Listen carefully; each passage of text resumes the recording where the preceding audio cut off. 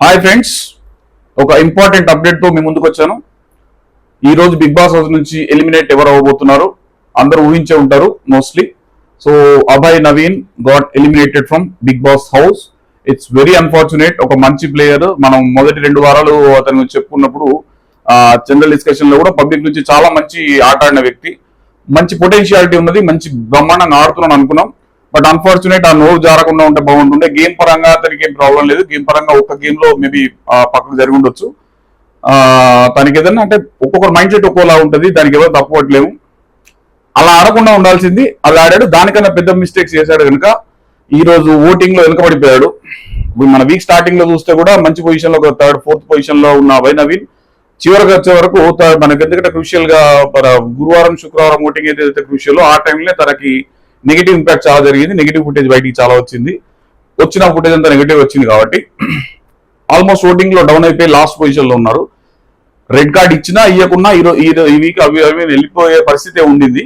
But red card ఇవ్వాల్సిందే, తప్పదు. ఎందుకంటే బిగ్ బాస్ టీం అంతగానో ఇబ్బంది పడ్డప్పుడు, నాగార్జున అంత ఫీల్ అయినప్పుడు రెడ్ కార్డు చూపించడం తప్పులేదు. ఇంకా మిగతా ప్లేయర్స్ కూడా అది అంటే నెక్స్ట్ ఆడడానికి ఎలా ఆడాలి, ఏది మాట్లాడకూడదు అనేది నెక్స్ట్ ప్లేయర్స్ కూడా ఉంటుంది కాబట్టి రెడ్ కార్డ్ చూపించారు. బట్ ఆ రెడ్ కార్డ్ చూపించి బయటికి వెళ్ళగొట్టకూడదు కాబట్టి ఆ పని చేశారు. ఎట్లయినా ఓటింగ్ లో తక్కువ ఉన్నాడు.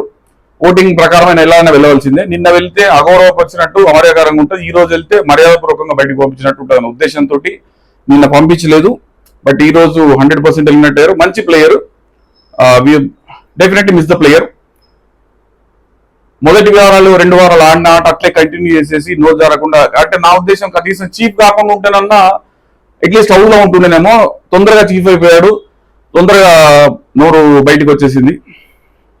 అనుకొని చేసి ఉండొచ్చు, అనుకోకుండా చేసి ఉండొచ్చు. లేదంటే నాకు తెలిసి పాత సీజన్లలో ఎవరైనా ఫాలో అయిదామనో, లేకుంటే అగ్రెషన్ శివబాలాజీ ఫస్ట్ సీజన్ లో బిగ్ బాస్ లో చాలా అగ్రెసివ్ గా శివబాలాజీ గారు ఉండే. సో వారిని ఫాలో అయిదాం అనుకున్నదేమో తెలీదు. బట్ అది బెడిసి కొట్టింది, రివర్స్ అయింది. సో ఈ రోజుకి అభయ్ నవీన్ గారు ఈ రోజుకి ముగిసిపోయింది బిగ్ బాస్ హౌస్ లో. నాకు తెలిసిన ఇన్ఫర్మేషన్ ప్రకారం ఆయన బయటకు వచ్చిన తర్వాత కూడా ఒక 2-3 డేస్ మీడియాకు దూరంగా ఉండొచ్చు. ఎందుకంటే తను ఎక్స్పెక్ట్ చేసింది వేరు, అక్కడ జరిగింది వేరు. చాలా డ్యామేజ్ జరిగింది. తన కెరీర్ పరంగా కూడా బాగుండాలని కోరుకుంటున్నాం. ఇది తన కెరీర్ లో ఇంపాక్ట్ చూపించొద్దని అనుకుంటున్నాం.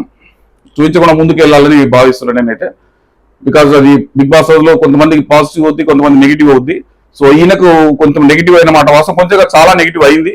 బట్ అవన్నీ లోపల పెట్టుకొని ముందుకు వెళ్ళిపోవాలని ఆశిస్తున్నా.